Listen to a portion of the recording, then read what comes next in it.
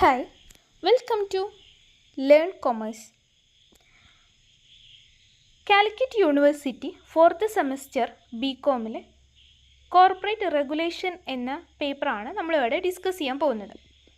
Corporate റെഗുലേഷൻസിലെ first ചാപ്റ്ററായിട്ടുള്ള introduction to companies act 2013 എന്ന ചാപ്റ്ററാണ് ഇന്ന് നമ്മൾ നോക്കാൻ പോകുന്നത്.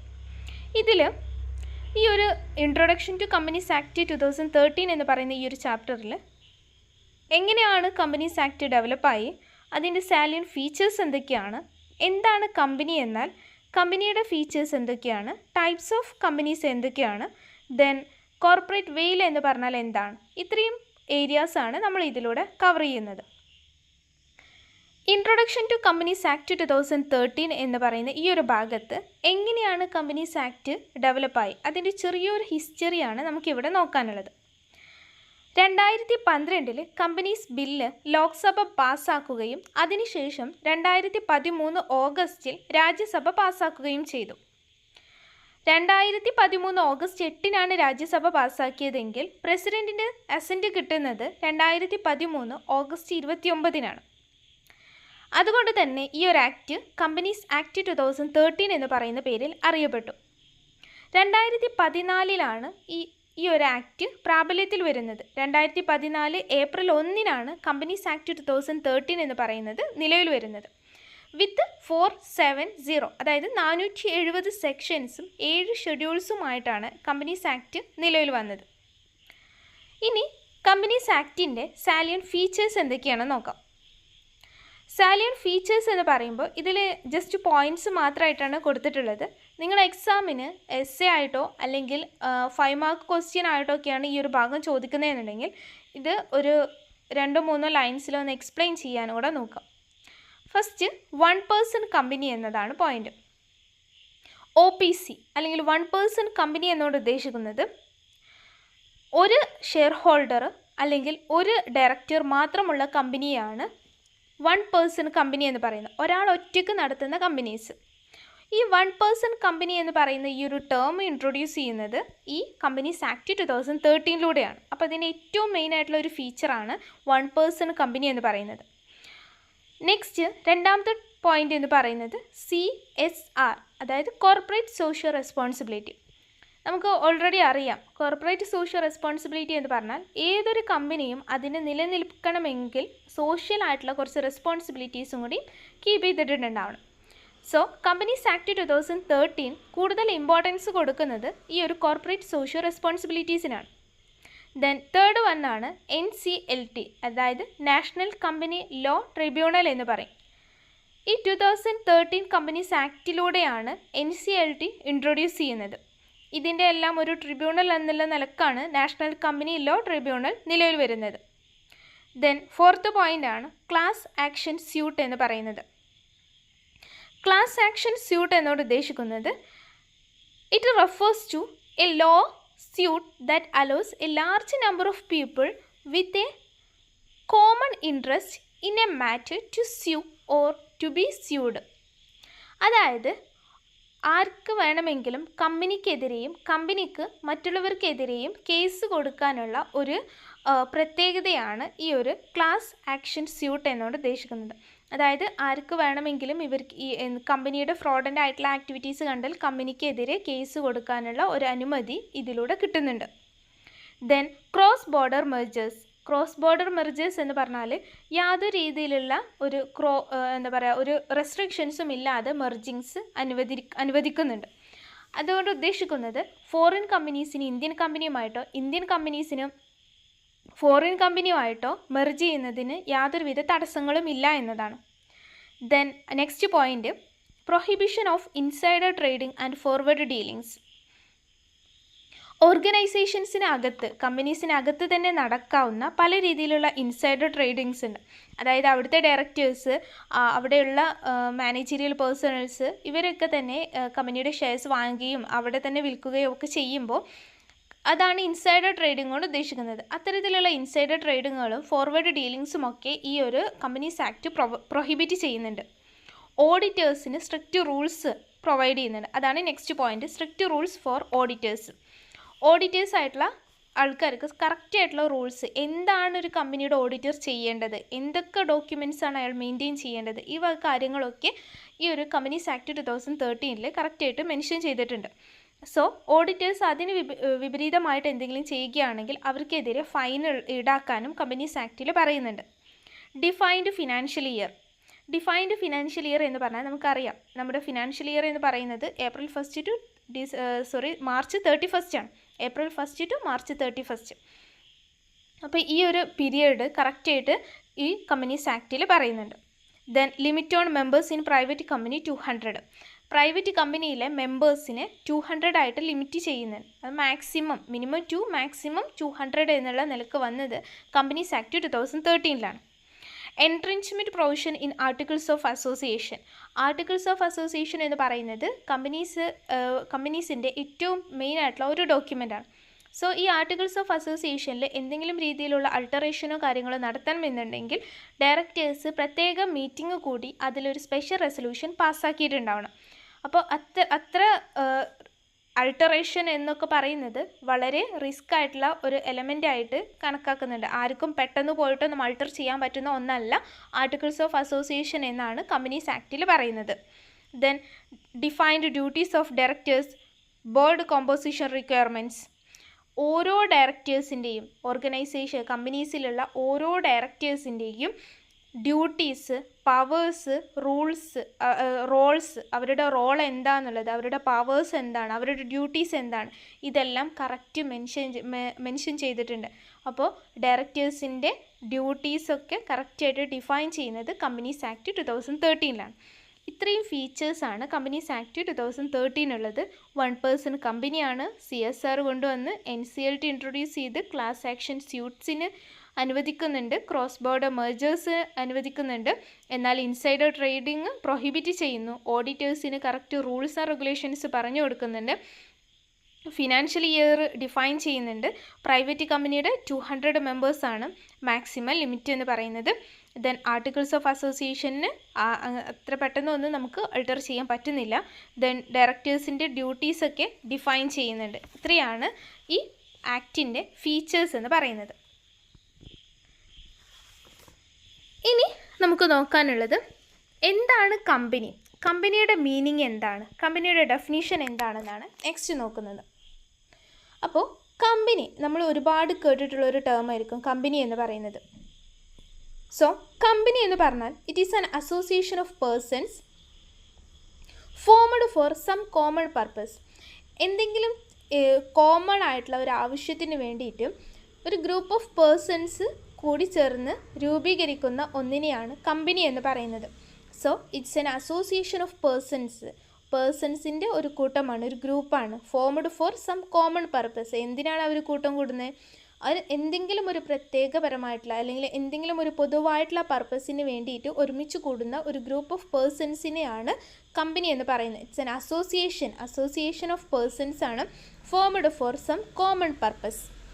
ഇനി ഈ കമ്പനീസ് ആക്ട് 2013 ഈ ഒരു കമ്പനിയെ കറക്റ്റായിട്ട് ഡിഫൈൻ ചെയ്തിട്ടുണ്ട്.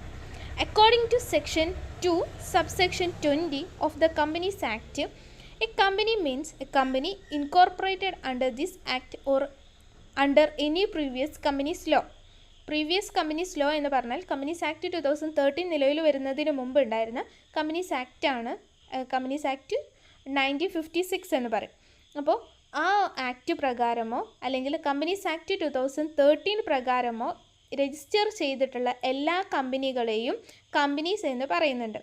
So according to section 2 subsection 20, ഇതൊരു സിമ്പിളായിട്ടുള്ള ഡെഫിനീഷനാണ്. ഒരു കമ്പനി എന്ന് പറയുന്നത് എന്താണ്? Company incorporated under this act or under any previous companies law. Company നിയമങ്ങൾ വഴി രജിസ്റ്റർ ചെയ്തിട്ടുള്ള ഏതെങ്കിലും ഒരു കമ്പനിയെ നമുക്ക് കമ്പനി എന്ന് പറയാം. ഇനി WH ഹാനെ ഒരു ഡെഫിനീഷനും കൂടി പറയുന്നുണ്ട്. Company is an incorporated association which is an artificial person created by law having separate entity with a perpetual succession and a common seal. So എന്താണതെന്ന് നമുക്ക് ഡീറ്റെയിൽ ആയിട്ട് നോക്കാം. കമ്പനി എന്ന് പറഞ്ഞാൽ ഇൻകോർപ്പറേറ്റഡ് അസോസിയേഷനാണ്. നമ്മൾ നേരത്തെ പറഞ്ഞ പോലെ തന്നെ ഒരു ഗ്രൂപ്പ് ഓഫ് പേഴ്സൺസ് ഒരുമിച്ച് വരുന്നതാണ്, ഒരു അസോസിയേഷനാണ്. ഇൻകോർപ്പറേറ്റ് ചെയ്തിട്ടുള്ള, രജിസ്റ്റർ ചെയ്തിട്ടുള്ള ഒരു അസോസിയേഷനാണ് കമ്പനി എന്ന് പറഞ്ഞത്. എങ്ങനത്തെ ആൾക്കാരാണ്? Which as an artificial person created by law, നിയമപ്രകാരം വരുന്നതാണ്. മാത്രമല്ല സെപ്പറേറ്റ് എൻറ്റിറ്റി ഉണ്ട്, പേഴ്സൺസ് വേറെ കമ്പനി വേറെ എന്ന് സെപ്പറേറ്റ് എൻറ്റിറ്റി തന്നെയുണ്ട്. വിത്ത് എ പെർപെച്വൽ സക്സേഷൻ, അതായത് കണ്ടിന്യൂറ്റി ഉണ്ട്. ആൻഡ് കോമൺ സീൽ, അതാണ് അതിൻ്റെ മെയിൻ പ്രത്യേകത. ഒരു കോമൺ സീലും ഉണ്ടായിരിക്കും. അപ്പോൾ കോമൺ സീലോട് കൂടി പെർപെച്വൽ സക്സേഷൻ ആയിട്ടുള്ള ഒരു സെപ്പറേറ്റ് എൻറ്റിറ്റിയും കൂടി ആയ ആർട്ടിഫിഷ്യൽ പേഴ്സൺസ് ക്രിയേറ്റ് ചെയ്യുന്ന ഒരു ഇൻകോർപ്പറേറ്റഡ് അസോസിയേഷനാണ് കമ്പനി എന്ന് പറഞ്ഞത്. എന്താണ് company? Company is an incorporated association ആണ് which is an artificial person created by law having separate entity with a perpetual succession and a common seal. അപ്പോൾ ഈ ഒരു ഡെഫിനീഷൻ പഠിച്ചു വെച്ചാൽ രണ്ട് ഉപകാരമാണ്. കാരണം ഈ ഒരു ഡെഫിനീഷനും ആകും, ദെൻ അതിൻ്റെ കൂടെ തന്നെ ഫീച്ചേഴ്സ് ഓഫ് കമ്പനി എന്ന് ചോദിച്ചാൽ നമുക്ക് ഇതിൽ നിന്ന് തന്നെ 4-5 പോയിൻറ്റ്സ് നമുക്ക് എന്താണ് ഫീച്ചേഴ്സായിട്ടും എഴുതാൻ സാധിക്കും. സോ ഡെഫിനീഷനും ഫീച്ചേഴ്സും എഴുതണമെന്നുണ്ടെങ്കിൽ ഈ ഒറ്റൊരു ഡെഫിനീഷൻ പഠിച്ചു വെച്ചാൽ മതി. ഇനി നമുക്കതിൻ്റെ ഫീച്ചേഴ്സ് നോക്കാം. ഓൾറെഡി പറഞ്ഞ പോലെ തന്നെ ഇറ്റ്സ് ആൻ അസോസിയേഷനാണ്. അസോസിയേഷൻ എന്ന് പറയുമ്പോൾ വോളണ്ടറി അസോസിയേഷൻ എന്ന് കൂടി പറയണം. വോളണ്ടറി അസോസിയേഷൻ എന്ന് പറഞ്ഞാൽ ആരും നിർബന്ധിച്ചിട്ടല്ല ഒരു കമ്പനി ഫോം ചെയ്യാൻ പറയുന്നത്. അവരവരുടെ സ്വമേധയാ, അവരുടെ സ്വന്തം ഇഷ്ടത്തിന് ഒരുമിച്ച് ഫോം ചെയ്യുന്ന ഒരു അസോസിയേഷനാണ് കമ്പനി എന്ന് പറയുന്നത്. വോളണ്ടറി ആയിട്ട് വരുന്ന ഒരു അസോസിയേഷനാണ്. ദെൻ സെപ്പറേറ്റ് ലീഗൽ എൻറ്റിറ്റിയാണ്. സെപ്പറേറ്റ് ലീഗൽ എൻറ്റിറ്റി എന്നോട് ഉദ്ദേശിക്കുന്നത് കമ്പനിക്ക് ഇൻഡിപെൻഡൻറ്റ് ലൈഫ് ഉണ്ട്. കമ്പനി വേറെ, കമ്പനിയിലെ ഷെയർ ഹോൾഡേഴ്സ് എന്ന് പറഞ്ഞാൽ കമ്പനി ഫോം ചെയ്യുന്ന പേഴ്സൺസിനെയാണ് ഷെയർ ഹോൾഡേഴ്സ് എന്ന് പറയുന്നത്. സോ കമ്പനി വേറെയും ഷെയർ ഹോൾഡേഴ്സ് വേറെയും, കമ്പനി വേറെ, കമ്പനിയിലെ ഡയറക്ടേഴ്സ് ഷെയർ ഹോൾഡേഴ്സ് വേറെ ആയിട്ട് തന്നെയാണ് നിൽക്കുന്നത്. ഒരു സെപ്പറേറ്റ് ലീഗൽ എൻറ്റിറ്റി ഉണ്ട്. മാത്രമല്ല ഒരു പെർപെച്വൽ സക്സേഷനും കൂടിയാണ്. അതോട് ഉദ്ദേശിക്കുന്നത് കമ്പനിക്ക് ഇൻഡിപെൻഡൻറ്റ് ലൈഫാണുള്ളതെന്ന് ഓൾറെഡി നമ്മൾ പറഞ്ഞു. സോ അതിൻ്റെ existence not affected in any way by the death insolvency of any share holder. ഈ ഷെയർ ഹോൾഡേഴ്സും കമ്പനിയും രണ്ടാണെന്ന് പറഞ്ഞല്ലോ. അതുകൊണ്ട് തന്നെ ഷെയർ ഹോൾഡേഴ്സിൻ്റെ ഡെത്തോ ഇൻസോൾവൻസോ അല്ലെങ്കിൽ അവരുടെ മറ്റെന്ത് കാര്യങ്ങളായിക്കോട്ടെ അതൊന്നും നമ്മുടെ കമ്പനിയെ ബാധിക്കുന്നില്ല. കാരണം രണ്ടായിട്ടാണ് നിലകൊള്ളുന്നത്. കമ്പനി വേറെയും ഷെയർ ഹോൾഡേഴ്സ് വേറെയുമാണ്. അതാണ് പെർപെച്വൽ സക്സേഷനോട് ഉദ്ദേശിക്കുന്നത്. രണ്ടും സെപ്പറേറ്റ് ആയതുകൊണ്ട് തന്നെ, രണ്ടിനും സെപ്പറേറ്റ് ലീഗൽ എൻറ്റിറ്റി ഉള്ളത് കൊണ്ട് തന്നെ ഇതിൻ്റെ കണ്ടിന്യൂറ്റിയുടെ, കമ്പനിയുടെ ലൈഫിനെ ഒന്നും ബാധിക്കുന്നില്ല. ഷെയർ ഹോൾഡേഴ്സിൻ്റെ ഒരു കാര്യവും കമ്പനിയുടെ ലൈഫിനെ ബാധിക്കുന്നില്ല. ദെൻ മറ്റൊരു മെയിനായിട്ടുള്ള പ്രത്യേകതയാണ് ലിമിറ്റഡ് ലയബിലിറ്റി എന്ന് പറയുന്നത്. ഷെയർ ഹോൾഡേഴ്സിൻ്റെ ലയബിലിറ്റി എന്ന് പറയുന്നത് ലിമിറ്റഡ് ആണ്. അവരുടെ ഷെയർസ് എത്രയാണോ അതിന് മാത്രമേ അവർക്ക് ലയബിലിറ്റി ഉണ്ടാവുന്നുള്ളൂ. Then transferability of shares. ആ ഒരു shareholders, a member can sell his share in the open market. ഈ ഷെയർ ഹോൾഡേഴ്സിന് അവരുടെ ഷെയർസ് ഓപ്പൺ മാർക്കറ്റിൽ വിൽക്കാനുള്ള ട്രാൻസ്ഫറബിലിറ്റി ഇത് പ്രൊവൈഡ് ചെയ്യുന്നുണ്ട്. ദെൻ ആർട്ടിഫിഷ്യൽ ലീഗൽ പേഴ്സൺ ആണ്, കോമൺ സീലുമുണ്ട്.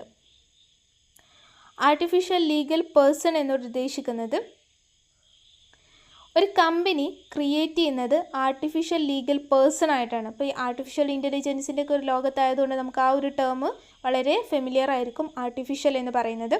It is created by a process other than natural birth. Natural ബർത്തിലൂടെ അല്ല, ഇത് മറ്റുള്ളവർ ക്രിയേറ്റ് ചെയ്യുന്ന ഒരു ആർട്ടിഫിഷ്യൽ ആയിട്ടുള്ള ഒന്നാണ് കമ്പനി എന്ന് പറയുന്നത്. സോ കമ്പനി എന്നോട് ഉദ്ദേശിക്കുന്നത് ഒരു ആർട്ടിഫിഷ്യലാണ്, ആർട്ടിഫിഷ്യൽ ലീഗൽ പേഴ്സൺ ആണ് കമ്പനി എന്ന് പറയുന്നത്. എന്നാൽ കമ്പനിക്ക് ഒരു നാച്ചുറൽ പേഴ്സണിൻ്റെ അതേ റൈറ്റും കാര്യങ്ങളും വരുന്നുമുണ്ട്. ഇത് നമുക്ക് ഇൻവിസിബിൾ ആണ്, ഇൻടാഞ്ചിബിൾ ആണ്. എന്നാൽ പോലും ഒരു നിയമത്തിൻ്റെ കണ്ണിലൂടെ നോക്കുമ്പോൾ ഇറ്റ്സ് എ ആർട്ടിഫിഷ്യൽ പേഴ്സൺ എന്ന് നമുക്ക് പറയാൻ പറ്റും. Then it have A common seal. ഒരു കമ്പനിക്ക് അവിടെ എന്തുണ്ടായിരിക്കും? ഒരു കോമൺ സീൽ ഉണ്ടായിരിക്കും. ഒരു കമ്പനി നമ്മൾ പറഞ്ഞു ആർട്ടിഫിഷ്യൽ പേഴ്സൺ ആണെന്ന് പറഞ്ഞു. പക്ഷേ അവിടെയുള്ള നാച്ചുറൽ പേഴ്സൺസ്, അതായത് ഡയറക്ടേഴ്സിലൂടെയാണ് ഒരു കമ്പനി കൺട്രോൾ ചെയ്ത് കൊണ്ടുപോകുന്നത്. സോ ഈ കമ്പനിയുമായിട്ട് റിലേറ്റ് ചെയ്തിട്ടുള്ള എല്ലാ കോൺട്രാക്റ്റുകളും ചെയ്യുന്നത് ഈ ഒരു ഡയറക്ടേഴ്സാണ്. ഇപ്പോൾ ഡയറക്റ്റേഴ്സിന് ആവശ്യമായിട്ടുള്ള എഗ്രിമെൻറ്റുകളും കോൺട്രാക്റ്റുകളും ഒക്കെ ചെയ്യണമെന്നുണ്ടെങ്കിൽ അവിടെ കമ്പനിയുടെ പേരിൽ ഒരു കോമൺ സീൽ ഉണ്ടായിരിക്കും. ഈ കോമൺ സീലിൻ്റെ അണ്ടറിലാണ് ഡയറക്റ്റേഴ്സ് എല്ലാ കോൺട്രാക്റ്റുകളും ചെയ്യുന്നത്. സോ കമ്പനിക്ക് ഒരു കോമൺ സീൽ ഉണ്ടായിരിക്കും. Capacity to sue and be sued, നമ്മൾ നേരത്തെ ഫീച്ചേഴ്സ് പറഞ്ഞ കമ്പനീസ് ആക്ടിൻ്റെ ഫീച്ചേഴ്സിൽ പറയുന്ന ഒരു പോയിൻ്റ് തന്നെയാണ്. ഇവർക്ക് സ്യൂ ചെയ്യാനും ഇവർക്കെതിരെ സ്യൂ ചെയ്യാനുമുള്ള അധികാരമുണ്ട്. Then large amount of capital വരുന്നുണ്ട്. ഈ കമ്പനിയെ സംബന്ധിച്ചിടത്തോളം ലാർജ് എമൗണ്ട് ഓഫ് ക്യാപിറ്റൽ ഇവർക്ക് വേണം. ആ ക്യാപിറ്റൽ അവർ ബൈ വേ ഓഫ് ഷെയർസ് ആയിട്ടാണ് അവർ കളക്ട് ചെയ്യുന്നത്. ഇനി ലാസ്റ്റ് പോയിൻ്റ് ഇത് പറയുന്നത് വൈൻഡിങ് അപ്പ് പ്രോസസ്സാണ്. ഇതിൻ്റെ ലാസ്റ്റ് സ്റ്റേജ്, കമ്പനി ലൈഫിൻ്റെ ഏറ്റവും ലാസ്റ്റ് സ്റ്റേജിനെയാണ് വൈൻഡിങ് അപ്പ് എന്ന് പറയുന്നത്. അപ്പോൾ ഇത്രയാണ് കമ്പനിയുടെ ഫീച്ചേഴ്സ് എന്ന് പറഞ്ഞാൽ. ഇത് എസ്സേ ചോദിക്കാവുന്ന ഒരു ഏരിയ ആണ്. അപ്പോൾ ജസ്റ്റ് പോയിൻ്റ് മാത്രം എഴുതാതെ ജസ്റ്റ് എന്താണെന്നും കൂടി ഒന്ന് എക്സ്പ്ലെയിൻ ചെയ്ത് കൊടുത്താൽ നിങ്ങൾക്ക് ഫുൾ മാർക്കും സ്കോർ ചെയ്യാൻ പറ്റും. അപ്പോൾ എന്താണ് കമ്പനിയുടെ ഫീച്ചേഴ്സ്, ഇത് റിപ്പീറ്റഡ് ആയിട്ട് ചോദിക്കാവുന്ന ക്വസ്റ്റ്യൻ ആണ്. സോ ഇനി നമുക്ക് നെക്സ്റ്റ് ഏരിയയും കൂടെ നോക്കാം. Classification of companies. നമ്മളിപ്പോൾ കമ്പനി എന്താണെന്നും അതിൻ്റെ മെയിൻ ആയിട്ടുള്ള ഫീച്ചേഴ്സും കണ്ടു കഴിഞ്ഞു. ഇനി ഏതൊക്കെയാണ് ടൈപ്സ് ഓഫ് കമ്പനീസ് എന്നുള്ളതാണ്. മെയിൻലി 7 ടൈപ്പ് കമ്പനീസാണുള്ളത്. 7 ടൈപ്പിൻ്റെ ബേസിൽ കുറച്ച് കമ്പനീസ് വരുന്നുണ്ട്. മെയിൻ 7 ബേസസ് ആണുള്ളത്. അതിൻ്റെ താഴെ വീണ്ടും 2, 3 ആയിട്ട് അങ്ങനെ ഓരോ കമ്പനീസ് വരുന്നുണ്ട്. അപ്പോൾ ആദ്യം നമുക്ക് നോക്കുന്നത് ഓൺ ദ ബേസിസ് ഓഫ് ഇൻകോർപ്പറേഷനാണ്. അതിൻ്റെ രജിസ്ട്രേഷൻ്റെ ബേസിൽ, കമ്പനിയുടെ രജിസ്ട്രേഷൻ്റെ ബേസിൽ നമുക്ക് 3 ടൈപ്സ് കമ്പനീസ് വരുന്നുണ്ട്. 1 chartered company, 2 statutory company, 3 registered company. അപ്പോൾ ചാർട്ടേഡ് കമ്പനീസ് എന്ന് പറഞ്ഞാൽ ഈ കിങ്ഡം ഉണ്ടല്ലോ, അതായത് രാജഭരണം, അതിലൂടെ ചാർട്ടറിലൂടെ ക്രൗണ് അധികാരങ്ങളിലൂടെ രാജഭരണാധികാരങ്ങളിലൂടെയൊക്കെ നിലവിൽ വന്നിട്ടുള്ള കമ്പനീസിനെയാണ് ചാർട്ടേഡ് കമ്പനീസ് എന്ന് പറയുന്നത്. അതിന് മെയിനായിട്ടുള്ള ഒരു എക്സാമ്പിളാണ് ഈസ്റ്റ് ഇന്ത്യ കമ്പനി എന്ന് പറയുന്നത്. ദെൻ സ്റ്റാറ്റ്യൂട്ടറി കമ്പനീസാണ്. സ്റ്റാറ്റ്യൂട്ടറി കമ്പനീസ് എന്ന് പറഞ്ഞാൽ ഏതെങ്കിലും പ്രത്യേക തരത്തിലുള്ള ആക്റ്റുകളിലൂടെയോ പാർലമെൻറ്റ് പാസ്സാക്കുന്ന ആക്റ്റുകളിലൂടെയോ സ്റ്റേറ്റ് ലെജിസ്ലേറ്ററിൻ്റെ നിയമങ്ങളിലൂടെയൊക്കെ സ്ഥാപിതമായിട്ടുള്ള കമ്പനീസിനെയാണ് സ്റ്റാറ്റ്യൂട്ടറി കമ്പനി എന്ന് പറയുന്നത്. ഏതെങ്കിലും പ്രത്യേക ആക്റ്റ് വഴിയൊക്കെ നിലവിൽ വരുന്ന കമ്പനീസാണ് സ്റ്റാറ്റ്യൂട്ടറി കമ്പനി എന്ന് പറയുന്നത്. അതിന് എക്സാമ്പിളാണ് ഈ RBI ഒക്കെ നിലവിൽ വന്നത്, LIC നിലവിൽ വന്നത്, ദെൻ റെയിൽവേ, ഇത്തരത്തിലുള്ള കമ്പനീസൊക്കെ സ്റ്റാറ്റ്യൂട്ടറി കമ്പനീസ് എന്നാണ് പറയുന്നത്. നെക്സ്റ്റ് മൂന്നാമത്തേത് രജിസ്റ്റേർഡ് കമ്പനീസാണ്. രജിസ്റ്റേർഡ് കമ്പനീസ് എന്നാൽ 2013 കമ്പനീസ് ആക്ട് 2013 അതിന് മുമ്പുള്ള ഏതെങ്കിലും കമ്പനീസ് ആക്റ്റുകളോ വഴി നിലവിൽ വന്നിട്ടുള്ള കമ്പനികളാണ് രജിസ്റ്റേർഡ് കമ്പനീസ്. അപ്പോൾ on the basis of incorporation 3 കമ്പനീസാണ് വരുന്നത്. ചാർട്ടേഡ് കമ്പനീസ്, അതായത് രാജഭരണത്തിലൂടെയൊക്കെ വരുന്ന കമ്പനീസാണ്. സ്റ്റാറ്റ്യൂട്ടറി കമ്പനീസ് ഏതെങ്കിലും പ്രത്യേക ആക്റ്റ് വഴിയൊക്കെ വരുന്നതാണ്. രജിസ്റ്റേർഡ് കമ്പനീസ് ആക്റ്റ് വഴി രജിസ്റ്റർ ചെയ്തിട്ടുള്ള കമ്പനീസാണ് രജിസ്റ്റേർഡ് കമ്പനീസ്. ഇനി നെക്സ്റ്റ് മെയിൻ ഹെഡിങ് ആണ് on the basis of liability. അതായത് ഓൺ ദ ബേസിസ് ഓഫ് ഇൻകോർപ്പറേഷൻ്റെ ബേസിൽ 3 എണ്ണമാണ്. ഇനി ലയബിലിറ്റിൻ്റെ ബേസിൽ 3 കമ്പനീസ് വരുന്നുണ്ട്. അപ്പോൾ അതിലേതൊക്കെയാണെന്ന് വെച്ചാൽ companies limited by shares, companies limited by guarantee, unlimited companies. Companies limited by shares എന്ന് പറഞ്ഞാൽ നമ്മൾ ഓൾറെഡി പറഞ്ഞു കമ്പനിയുടെ ലയബിലിറ്റി എന്ന് പറഞ്ഞാൽ ലിമിറ്റഡ് ആണെന്ന്.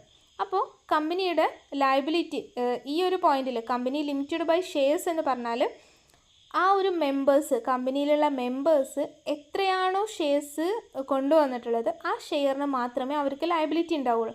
അതിൻ്റെ അപ്പുറത്തേക്ക് അവർക്കൊരു ബാധ്യത വരുന്നില്ല.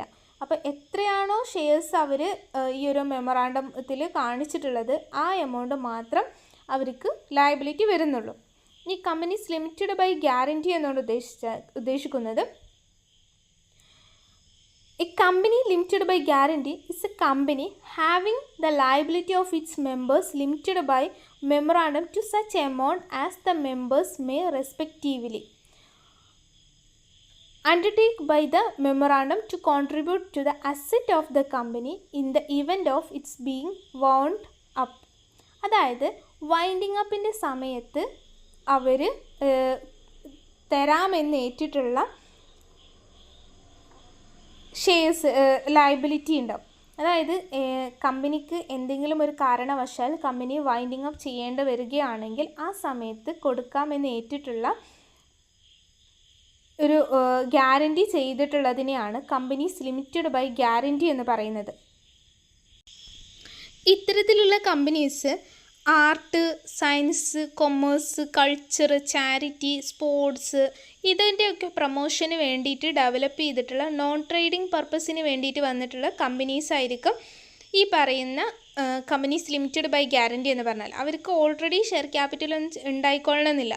അപ്പോൾ അത്തരത്തിലുള്ള കമ്പനീസിൻ്റെ വൈൻഡിങ് അപ്പിൻ്റെ ടൈമിൽ ഇവർ ലയബിലിറ്റീസ് ഏറ്റെടുക്കും. അപ്പോൾ ഗ്യാരണ്ടി വെക്കും. ഇത്ര ലയബിലിറ്റി എന്തെങ്കിലും രീതിയിലുള്ള പ്രശ്നങ്ങൾ വരികയാണെങ്കിൽ, ലയബിലിറ്റീസ് വരികയാണെങ്കിൽ അതിൻ്റെ ഇത്ര ശതമാനം ഞാൻ തന്നോളാം എന്ന് പറഞ്ഞിട്ട് ഗ്യാരണ്ടി വെക്കും. അവരെത്രയാണോ ഗ്യാരണ്ടി പറഞ്ഞിട്ടുള്ളത് ആ ലയബിലിറ്റി മാത്രമാണ് അവർക്ക് വരുന്നത്. എത്രയാണോ അവർ ഗ്യാരണ്ടി പറഞ്ഞ് ഉറപ്പ് കൊടുത്തിട്ടുള്ളത് ആ ലയബിലിറ്റി മാത്രമാണ് അവർക്ക് വരുന്നത്. അതാണ് കമ്പനീസ് ലിമിറ്റഡ് ബൈ ഗ്യാരണ്ടി എന്ന് പറഞ്ഞാൽ. കമ്പനീസ് ലിമിറ്റഡ് ബൈ ഷെയർസ് എന്ന് പറഞ്ഞാൽ അവരെത്രയാണോ കൊണ്ടുവന്നിട്ടുള്ള ഷെയർസ് അതിന് മാത്രമേ ലയബിലിറ്റി ഉള്ളൂ.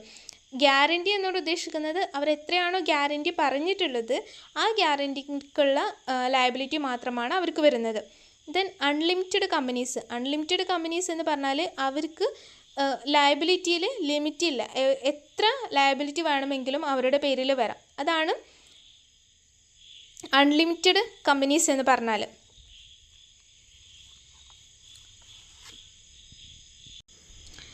ഈ കേസിൽ അവരുടെ പേഴ്സണൽ പ്രോപ്പർട്ടിയിലേക്ക് വരെ, മെമ്പേഴ്സിൻ്റെ പേഴ്സണൽ പ്രോപ്പർട്ടിയിലേക്ക് വരെ എന്ത് ചെയ്യാം, ലയബിലിറ്റി എക്സ്റ്റെൻഡ് ചെയ്യപ്പെടാം. അതാണ് അൺലിമിറ്റഡ് കമ്പനീസ് എന്ന് പറയുന്നത്. അപ്പോൾ on the basis of liabilities 3 ടൈപ്പാണ് വരുന്നത്: limited by shares, limited by guarantee, unlimited companies. ഇനി on the basis of number of members ഉണ്ട്. മെമ്പേഴ്സിൻ്റെ ബേസിൽ മെയിൻലി 3 ടൈപ്പ് കമ്പനീസാണ് വരുന്നത്: private company, public company, 1 person company. Private company എന്നോട് ഉദ്ദേശിക്കുന്നത് മിനിമം 2 പേഴ്സണും മാക്സിമം 200. ആ മാക്സിമത്തിൻ്റെ കേസ് നമ്മൾ കമ്പനീസ് ആക്ട് 2013 മാക്സിമം 200 ആക്കിയിട്ടുള്ളത്. അപ്പോൾ ഏതൊരു കമ്പനി മിനിമം 2ഉം മാക്സിമം 200ഉം ആണെങ്കിൽ അതിന് പ്രൈവറ്റ് കമ്പനിയിലെന്ന് പറയാം. പബ്ലിക് കമ്പനി ആണെങ്കിൽ മിനിമം 7ഉം മാക്സിമത്തിന് നോ ലിമിറ്റുമാണ്. അപ്പോൾ മിനിമം 7 ആൾ മിനിമം, മാക്സിമം നോ ലിമിറ്റ് വരുന്ന കമ്പനീസാണ് പബ്ലിക് കമ്പനി എന്ന് പറയുന്നത്. 1 person കമ്പനി എന്ന് പറഞ്ഞാൽ നമ്മൾ ഓൾറെഡി ഡിസ്കസ് ചെയ്തതാണ്. Only 1 director or only 1 shareholder. അതാണ് 1 person കമ്പനി എന്ന് പറഞ്ഞാൽ. അപ്പോൾ on the basis of number of മെമ്പേഴ്സിൻ്റെ നമ്പറിൻ്റെ അടിസ്ഥാനത്തിൽ പ്രൈവറ്റ് കമ്പനി ഉണ്ട്, പബ്ലിക് കമ്പനി ഉണ്ട്, 1 person കമ്പനി ഉണ്ട്. ഈ 4ാമത്തെ ടൈപ്പാണ് on the basis of ownership. ഓണർഷിപ്പിൻ്റെ ബേസിൽ നമുക്ക് വരുന്നത് ഗവൺമെൻറ് കമ്പനീസും ദെൻ നോൺ ഗവൺമെൻറ് കമ്പനീസുമാണ് വരുന്നത്. ഗവൺമെൻറ് കമ്പനീസും ഉണ്ട്, നോൺ ഗവൺമെൻറ് കമ്പനീസും ഉണ്ട്. അപ്പോൾ ഓണർഷിപ്പ് അവരെ കൈവശം വെച്ചിട്ടുള്ള ഓണർഷിപ്പിൻ്റെ ബേസിൽ ഗവൺമെൻറ് കമ്പനിയും വരുന്നുണ്ട്, നോൺ ഗവൺമെൻറ് കമ്പനിയും. ഗവൺമെൻറ് കമ്പനി എന്ന് പറഞ്ഞാൽ ഷെയർ ക്യാപിറ്റലിൻ്റെ 50%-ലധികം സ്റ്റേറ്റ് ഗവൺമെൻറ്റോ അല്ലെങ്കിൽ സെൻട്രൽ ഗവൺമെൻറ്റോ 50%, അത് പ്രത്യേകം നോട്ട് ചെയ്യണം. 50% എന്ന് പറയുന്നത്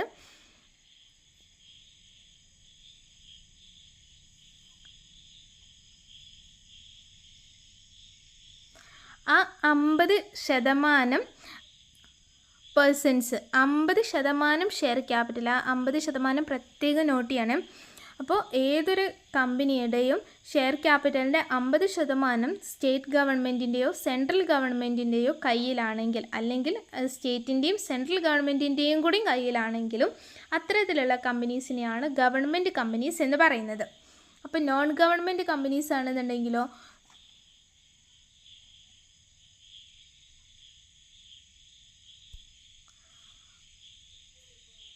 നോൺ ഗവൺമെൻറ് കമ്പനീസ് എന്ന് പറഞ്ഞാൽ all those companies which are registered under the Companies Act but not as government company.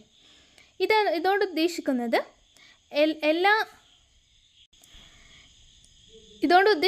എന്താണെന്ന് വെച്ചാൽ എല്ലാ കമ്പനീസും that is not registered as a government company, government company അല്ലാതെ രജിസ്റ്റർ ചെയ്തിട്ടുള്ള, അത് നമ്മൾ നേരത്തെ പറഞ്ഞല്ലോ 50%-ലധികം സ്റ്റേറ്റിൻ്റെയോ സെൻട്രൽ ഗവൺമെൻറ്റിൻ്റെ കയ്യിലാണെങ്കിൽ അത് ഗവൺമെൻറ് കമ്പനിയായി.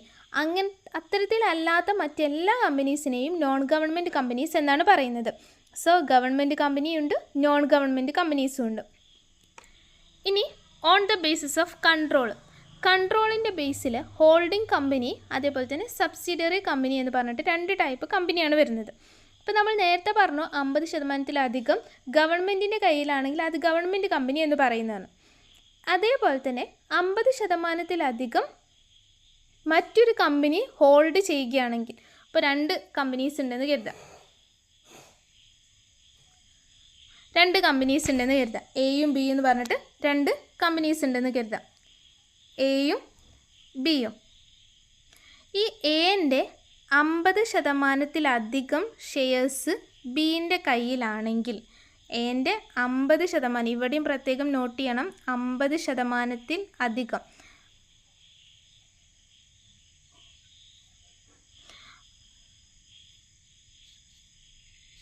50% മറ്റൊരു കമ്പനി ഹോൾഡ് ചെയ്ത് വെക്കുകയാണെങ്കിൽ, എ എന്ന് പറയുന്ന കമ്പനിയുടെ 50% ഷെയർസ് ബീൻ്റെ കയ്യിലാണെങ്കിൽ ബീനെ നമുക്ക് ഹോൾഡിംഗ് കമ്പനി എന്ന് പറയാം. ഓക്കെ, ഇനി ഇപ്പോൾ നമ്മൾ എൻ്റെ ഷെയർസ് ആണല്ലോ കൊടുത്തത്, അപ്പോൾ എ എന്താകും? സബ്സിഡിയറി കമ്പനി ആകും.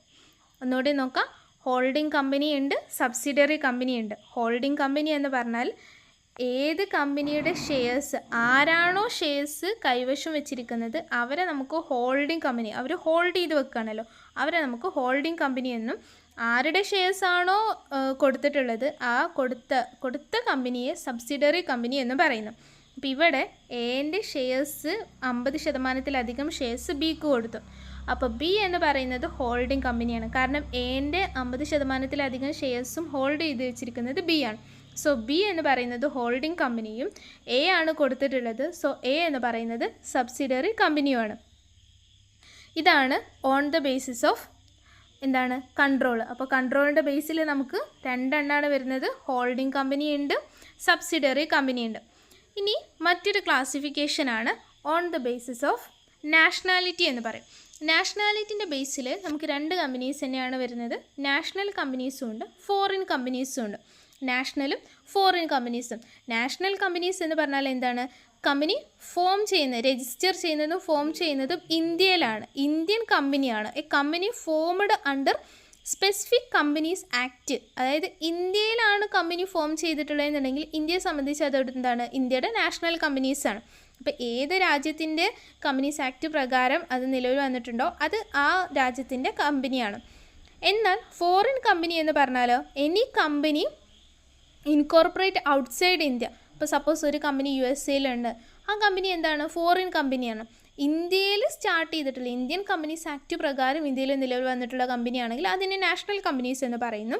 ഇനി ഏതെങ്കിലും കമ്പനീസ് ഔട്ട്സൈഡ് ഇന്ത്യ ആണെങ്കിൽ അതിനെ ഫോറിൻ കമ്പനീസ് എന്ന് പറയുന്നു. ഔട്ട്സൈഡ് ഇന്ത്യ രജിസ്റ്റർ ചെയ്തിട്ടുള്ള കമ്പനീസിനെ ഫോറിൻ കമ്പനീസ് എന്ന് പറയുന്നു. അപ്പോൾ on the basis of nationality 2 എണ്ണം വരുന്നത് നാഷണൽ കമ്പനീസും ഫോറിൻ കമ്പനീസും. ഈ അതർ ഫോംസ് ഉണ്ട്. ഇനി ഇതിലൊന്നും വരാത്ത, ഇപ്പം നമ്മൾ ഡിസ്കസ് ചെയ്ത 6 ടൈപ്പ് പറഞ്ഞല്ലോ. അതായത് ഓൺ ദ ബേസിസ് ഓഫ് നാഷണാലിറ്റിയിൽ നാഷണലും ഫോറിൻ കമ്പനീസും പറഞ്ഞു. ഓൺ ദ ബേസിസ് ഓഫ് കൺട്രോളിൽ ഹോൾഡിങ്ങും ഉണ്ട്, സബ്സിഡിയറി കമ്പനിയുണ്ട്. ഓണർഷിപ്പിൻ്റെ ബേസിലാണെങ്കിൽ ഗവൺമെൻറ് കമ്പനിയുണ്ട്, നോൺ ഗവൺമെൻറ് കമ്പനിയുണ്ട്. ദെൻ നമ്പർ ഓഫ് പേഴ്സൺസിൻ്റെ ബേസിലാണെങ്കിൽ പ്രൈവറ്റ് കമ്പനിയുണ്ട്, പബ്ലിക് കമ്പനിയുണ്ട്. On the basis of liability ആണെങ്കിൽ ലയബിലിറ്റി ലിമിറ്റഡ് ബൈ ഷെയർസും ലിമിറ്റഡ് ബൈ ഗ്യാരൻറ്റിയും വരുന്നുണ്ട്. അൺലിമിറ്റഡ് കമ്പനീസും ഉണ്ട്. On the basis of incorporation ആണെങ്കിൽ chartered companies, statutory company, registered company. ഇത്രയും ടൈപ്സ് കമ്പനി നമ്മൾ പറഞ്ഞു. 6 ടൈപ്സ് മെയിൻ ക്ലാസിഫിക്കേഷൻ പറഞ്ഞു. ഇനി ഇതിലൊന്നും വരാത്ത കുറച്ച് അതർ ഫോംസ് ഉണ്ട്. അതാണ് നെക്സ്റ്റ് നോക്കുന്നത്. അതിൽ ഫസ്റ്റ് വൺ ആണ് സ്മോൾ കമ്പനി എന്ന് പറയും. സ്മോൾ കമ്പനി എന്ന് പറഞ്ഞാൽ അതിനൊരു ഡെഫിനിഷൻ ആയിട്ട് തന്നെ കൊടുത്തിട്ടുണ്ട്. സ്മോൾ കമ്പനി എന്നോട് ഉദ്ദേശിക്കുന്നത് പെയ്ഡ് അപ്പ് ഷെയർ ക്യാപിറ്റൽ 2 കോടിയോ അതിൽ താഴെയോ ആണെങ്കിൽ അത്തരത്തിലുള്ള കമ്പനീസിന് സ്മോൾ കമ്പനി എന്ന് പറയും. മാത്രമല്ല അതിന് നോട്ട് മോർ ദാൻ 10 crores, അതിൻ്റെ ടേൺ ഓവർ 20 crores 20 crores അതിന് താഴെയോ ആയിരിക്കണം. പെയ്ഡ് അപ്പ് ഷെയർ ക്യാപിറ്റൽ 2 കോടിയോ അതിൽ താഴെയോ ആണെങ്കിലും ടേൺ ഓവർ 20 കോടിയിൽ താഴെയോ ആണെങ്കിൽ അതിനെയാണ് സ്മോൾ കമ്പനി എന്ന് പറയുന്നത്. ദെൻ നെക്സ്റ്റ് വരുന്നതാണ് ഡിഫങ്ക്റ്റ് കമ്പനീസ്. ഡിഫങ്ക്റ്റ് കമ്പനീസ് എന്ന് പറഞ്ഞാൽ not carrying any business or operation for a period of 2 immediately preceding financial year. 2 വർഷത്തിലധികമായിട്ട് യാതൊരു രീതിയിലുള്ള ബിസിനസ്സുകളും ക്യാരി ചെയ്യാത്ത കമ്പനികളെയാണ് ഡിഫങ്ക്റ്റ് കമ്പനീസ് എന്ന് പറയുന്നത്. അതിൽ നിന്ന് ചെറിയൊരു വേരിയേഷനാണ് ഡോർമെൻറ്റ് കമ്പനീസിന് വരുമ്പോൾ. ഡോർമെൻറ്റ് കമ്പനീസ് എന്ന് പറഞ്ഞാൽ it is a company formed and registered under the act for a future project or to hold an asset or an intellectual property and has no significant accounting transaction ആണ്. accounting transaction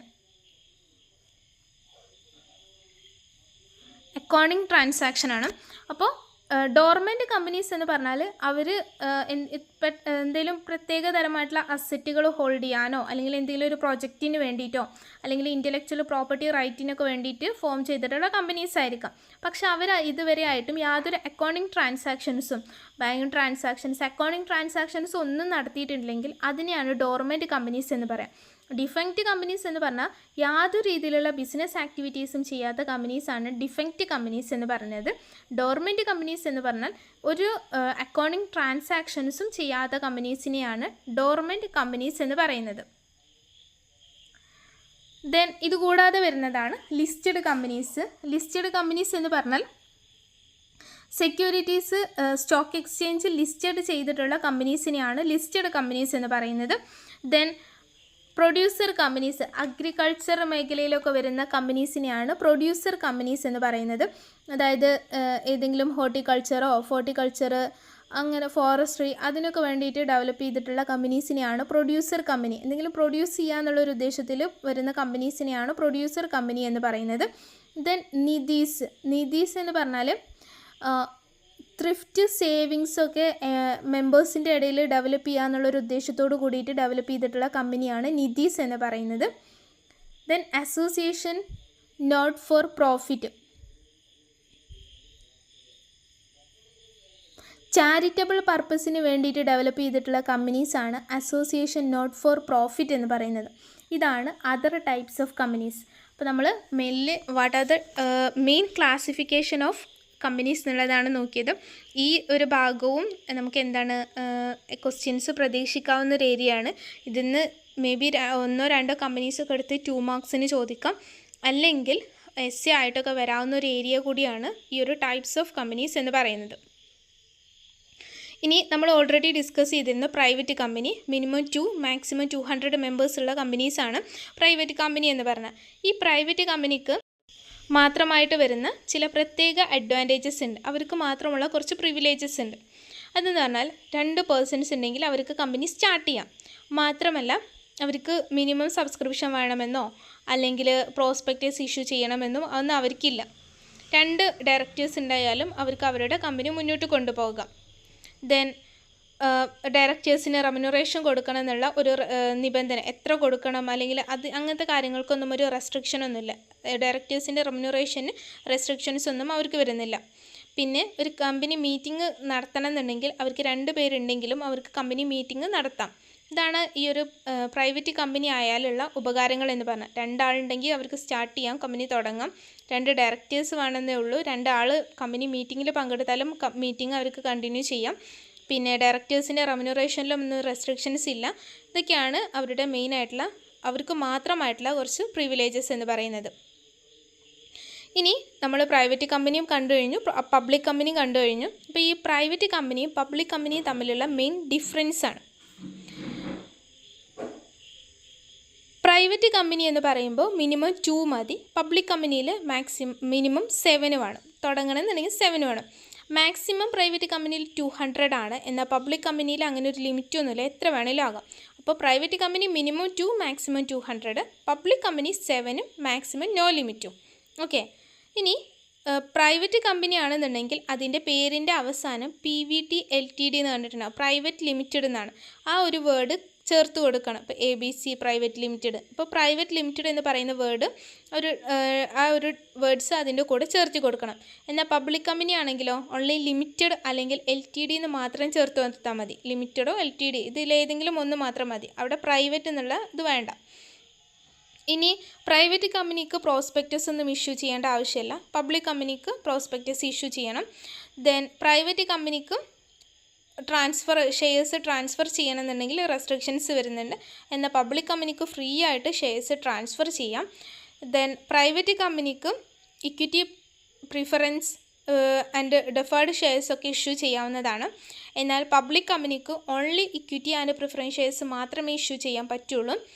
private കമ്പനിക്ക് minimum 2 ഡയറക്ടേഴ്സെങ്കിലും ഉണ്ടായാൽ മതി, എന്നാൽ പബ്ലിക്കിന് minimum 3 directors അവിടെ വേണം. Private കമ്പനിക്ക് 1 lakh minimum capital ഉണ്ടായാൽ മതി, പബ്ലിക് കമ്പനി ആണെങ്കിലോ 5 lakh മിനിമം ക്യാപിറ്റൽ വേണം. പ്രൈവറ്റ് കമ്പനിക്ക് ഷെയർ വാറൻസ് ഒന്നും ഇഷ്യൂ ചെയ്യേണ്ട, എന്നാൽ പബ്ലിക് കമ്പനിക്ക് ഷെയർ വാറൻസ് ഇഷ്യൂ ചെയ്തിട്ടുണ്ടാവണം. ദെൻ പ്രൈവറ്റ് കമ്പനിക്ക് സർട്ടൻ പ്രിവിലേജസ് കമ്പനീസ് ആക്ട് കൊടുക്കുന്നുണ്ട്. നമ്മൾ നേരത്തെ പറഞ്ഞ കുറച്ച് പ്രിവിലേജസ് ഉണ്ട്, എന്നാൽ പബ്ലിക് കമ്പനിക്ക് അത്തരത്തിലുള്ള പ്രിവിലേജസ് ഒന്നുമില്ല. ദെൻ മീറ്റിംഗ് കൂടണമെന്നുണ്ടെങ്കിൽ പ്രൈവറ്റ് കമ്പനിക്ക് 2 ആൾ മതി, എന്നാൽ പബ്ലിക് കമ്പനിക്ക് 1000 പേരുള്ള ഒരു കമ്പനി ആണെങ്കിൽ മിനിമം 5 ആളെങ്കിലും പ്രസൻ്റ് ആയിരിക്കണം. 1000-നും 5000-നും ഇടയിൽ മെമ്പേഴ്സുള്ള ഒരു കമ്പനിയിൽ മിനിമം 15 ആൾ പ്രസൻ്റ് ആണെങ്കിൽ മാത്രമേ കമ്പനി മീറ്റിംഗ് നടത്താൻ പറ്റുള്ളൂ. 5000-ന് മുകളിൽ മെമ്പേഴ്സുള്ള ഒരു കമ്പനിയിൽ മിനിമം 30 ആളെങ്കിലും പ്രസൻ്റ് ആണെങ്കിൽ മാത്രമേ കമ്പനി മീറ്റിംഗ് നടത്താൻ പറ്റുള്ളൂ. അപ്പോൾ ഇതാണ് പ്രൈവറ്റ് കമ്പനിയും പബ്ലിക് കമ്പനിയും തമ്മിലുള്ള മെയിൻ ഡിഫറൻസ് എന്ന് പറയുന്നത്. ഇതും വളരെ ഇമ്പോർട്ടൻ്റ് ആണ്, difference between private and public company എന്നാൽ. ഇനി 1 person കമ്പനിക്ക് മാത്രമായിട്ട് വരുന്ന കുറച്ച് പ്രിവിലേജസ് ഉണ്ട്. ആ പ്രിവിലേജസ് നോക്കുകയാണെങ്കിൽ 1 person കമ്പനിക്ക് ആനുവൽ ജനറൽ മീറ്റിംഗ് കൂടണ്ട, അവർക്ക് annual general meeting report prepare ചെയ്യണ്ട, ഡയറക്ടേഴ്സ് ഒരാൾ മതി, ഒറ്റ ഡയറക്ടർ ഉള്ളതല്ലേ, അതുകൊണ്ട് ഇൻഡിപെൻഡൻറ്റ് ഡയറക്ടേഴ്സിന് വേറെ സെപ്പറേറ്റ് അപ്പോയിൻറ്റ് ചെയ്യേണ്ട ആവശ്യമില്ല. ദെൻ ഡയറക്ടേഴ്സിൻ്റെ റിട്ടയർമെൻറ്റ് ടൈമിൽ റൊട്ടേഷൻ ഒന്നും അവർക്ക് ബാധകമാവില്ല, ഓൺലി 1 ഡയറക്ടർ ഉള്ളത് കൊണ്ട് തന്നെ റിട്ടയർമെൻറ്റ് ഒന്നും വേണ്ട. ദെൻ ഫിനാൻഷ്യൽ സ്റ്റേറ്റ്മെൻറ്റ് പ്രിപ്പയർ ചെയ്യേണ്ട. ഇങ്ങനെ കുറച്ച് അഡ്വാൻറ്റേജസ് 1 person കമ്പനിക്കും ഉണ്ട്.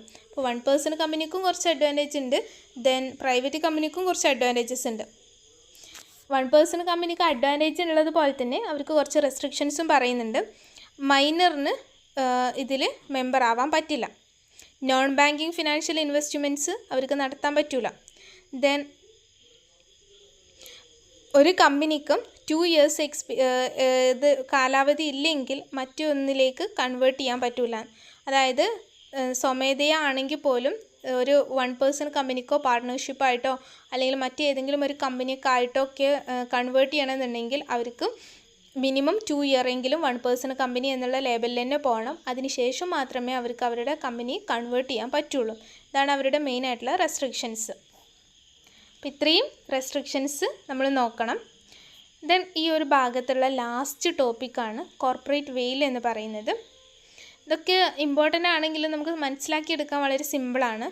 ഈ കോർപ്പറേറ്റ് വെയിൽ എന്ന് പറഞ്ഞാൽ നമ്മൾ സെപ്പറേറ്റ് ലീഗൽ എൻറ്റിറ്റി ഉണ്ടെന്ന് പറഞ്ഞല്ലോ, അതായത് കമ്പനി വേറെയും കമ്പനി ഷെയർ ഹോൾഡേഴ്സ് വേറെയും അതിൻ്റെ മെമ്പേഴ്സ് വേറെ ആയിട്ട് തന്നെയാണ് നിലനിൽക്കുന്നതെന്ന് പറഞ്ഞു. അപ്പോൾ അത് രണ്ടും തമ്മിൽ അവർക്കിടയിലുള്ള ഒരു മറയാണ് കോർപ്പറേറ്റ് വെയിൽ എന്ന് പറഞ്ഞത്, മുഖപടം എന്നൊക്കെ പറയും. അവർക്കിടയിലുള്ള ഒരു എന്താ പറയുക, ഒരു മറ പോലെ നിൽക്കുന്നതാണ് കോർപ്പറേറ്റ് വെയിൽ എന്ന് പറയുന്നത്. ഇനി ചില സമയങ്ങളിൽ ഈ കോർപ്പറേറ്റ് വെയിൽ ലിഫ്റ്റ് ചെയ്യപ്പെടും, അതായത് ഒഴിവാക്കപ്പെടും. കമ്പനി വേറെയും കമ്പനിയുടെ ഷെയർ ഹോൾഡേഴ്സ് വേറെ എന്ന് പറയുന്ന ആ ഒരു ലേബൽ അവിടുന്ന് ഒഴിവാക്കപ്പെടും, രണ്ടും ഒന്നായിട്ട് തന്നെ ട്രീറ്റ് ചെയ്യും. ആ സന്ദർഭങ്ങളാണ് ഇനി നെക്സ്റ്റ് നോക്കുന്നത്. അത് 2 കേസിലാണ്. ഒന്ന് ജുഡീഷ്യൽ ഇൻ്റർപ്രിറ്റേഷൻ്റെ കേസിൽ. ജുഡീഷ്യൽ ഇൻ്റർപ്രിറ്റേഷൻ എന്ന് പറയുമ്പോൾ നമ്മളിപ്പോൾ കമ്പനി കറക്റ്റായിട്ടുള്ള ടാക്സ് അടച്ചിട്ടില്ലെങ്കിൽ അപ്പോൾ കേസ് വരുമ്പോൾ ഷെയർ ഹോൾഡേഴ്സ് തന്നെയാണ് അതിൽ ബാധകമാവുന്നത്. അവിടെ കമ്പനി അല്ലേ അടക്കാത്തത്, കമ്പനി അടച്ചോട്ടെ എന്ന് കരുതി ഷെയർ ഹോൾഡേഴ്സിന് ഒഴിഞ്ഞു മാറാൻ പറ്റില്ല. കമ്പനിയുടെ പേരിൽ വരുന്ന ഇങ്ങനത്തെ ടാക്സ് ഇവേഷൻസൊക്കെ ഇവർ അറിയണം. അതേപോലെ തന്നെ എന്തെങ്കിലും രീതിയിലുള്ള ഫ്രോഡൻ്റ് ആക്ടിവിറ്റീസ് നടത്തിയാൽ, പിന്നെ എനിമി ക്യാരക്ടറായിട്ടുള്ള ഒരു കമ്പനിയെ ഡിറ്റർമൈൻ ചെയ്യുന്ന സന്ദർഭങ്ങളിൽ ക്ഷാമമായിട്ടുള്ള കമ്പനീസ്, അതേപോലെ തന്നെ പബ്ലിക് പോളിസി പ്രൊട്ടക്റ്റ് ചെയ്യാൻ വേണ്ടിയിട്ട്, ലീഗൽ ഒബ്ലിഗേഷൻസ് അവോയ്ഡ് ചെയ്യാൻ വേണ്ടി, ഇങ്ങനത്തെ സാഹചര്യങ്ങളിലൊക്കെ ഈ ഒരു കോർപ്പറേറ്റ് വെയിൽ എന്ന് പറയുന്ന ആ ഒരു ടേം അവിടെ ഒഴിവാക്കും. എന്നാൽ സ്റ്റാറ്റ്യൂട്ടറി പ്രൊവിഷന് ൻ്റെ കേസിൽ വരുമ്പോൾ ഏതെങ്കിലും ഒരു company punishment before incorporation or company by furnishing false information, company എന്തെങ്കിലും രീതിയിലുള്ള ഫാൾസ് ഇൻഫർമേഷൻ, എന്തെങ്കിലും കമ്പനിയുടെ ഫോർമേഷൻ്റെ സമയത്ത് ഫാൾസ് ആയിട്ടുള്ള കാര്യങ്ങൾ കൊടുത്തിട്ട് ഫോം ചെയ്തിട്ടുള്ള കമ്പനികളാണെങ്കിൽ അവിടെ കോർപ്പറേറ്റ് വെയിൽ ഒഴിവാക്കപ്പെടും. ഫ്രോഡ് ആൻഡ് ആപ്ലിക്കേഷൻ ഫോർ ഡിസൊല്യൂഷന്, അതുപോലെ fraud and conduct of business, ഇങ്ങനത്തെ കേസൊക്കെ വരികയാണെങ്കിലും കോർപ്പറേറ്റ് വെയിൽ അവിടെ ഒഴിവാക്കും. അപ്പോൾ ഇത്രയാണ് നമ്മുടെ ഫസ്റ്റ് ചാപ്റ്റർ എന്ന് പറയുന്നത്. ഫസ്റ്റ് ചാപ്റ്റർ കുറച്ച് ലെങ്തിയാണ്, എന്നാൽ പോലും മുഴുവൻ കണ്ടൻറ്റുകളും മാക്സിമം പറ്റാവുന്ന രീതിയിൽ ഇൻക്ലൂഡ് ചെയ്തിട്ടാണ് ഈ ഒരു വീഡിയോ ചെയ്തിട്ടുള്ളത്. അപ്പോൾ നിങ്ങൾക്ക് ഉപകാരപ്പെടുമെന്ന് കരുതുന്നു. ഉപകാരപ്പെടുകയാണെന്നുണ്ടെങ്കിൽ നിങ്ങളുടെ ഫ്രണ്ട്സിനൊക്കെ ഒന്ന് ഷെയർ ചെയ്യാം, പിന്നെ കമൻറ്റ് ചെയ്യാം. ഓക്കെ, മാക്സിമം സബ്സ്ക്രൈബ് ചെയ്യാം. Okay, thank you.